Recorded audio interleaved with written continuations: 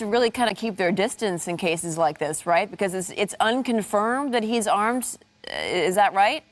Well, you know, they have reports of, and that's good enough. I mean, you don't want to be able to, you don't want to get into a situation where, you know, you're thinking this. I'm sure they believe that every suspect could have the possibility of being armed when they approach him. But when they actually have reports of, they're going to take that even more serious. Making his way up to another major intersection up there, that's going to be Century Boulevard. That was one of his takes earlier on, but it looks like he's continuing northbound as he's making his way northbound on Century. LAPD still right there, hot on his trail, doing what they can just to keep the public safe. Lights and sirens, let people know what's going on. You can see people pulling over to the side of the road. That's what they need to do. But right now, that's an armed and dangerous suspect in a heavy vehicle that has problems. As that front wheel is out, they don't want this vehicle careening into somebody innocent, taking another life. They've had those issues in the past.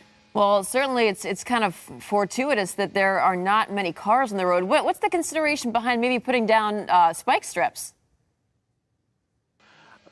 You know what? I'm sorry about that. I was just talking to Dylan. I had my mic muted. We're making plans to get up. We have to climb up to about 2,500 feet or more, and then we have to go across the LAX. But now it does appear that he's making that turn and he's heading back towards the 405. So now he's on 93rd Street, but still very slow speeds out there.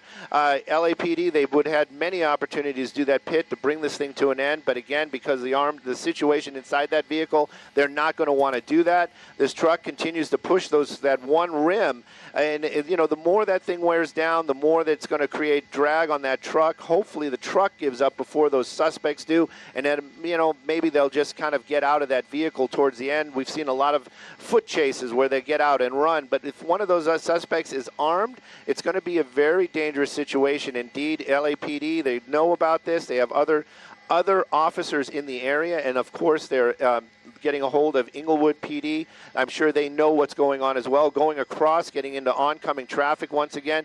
A lot of traffic down there. You can see people waiting for that light, making that turn. Looks like we're going to be heading northbound again on La Cienega. That seems to be one of the roads that he favors, as he's been on that a number of times this afternoon.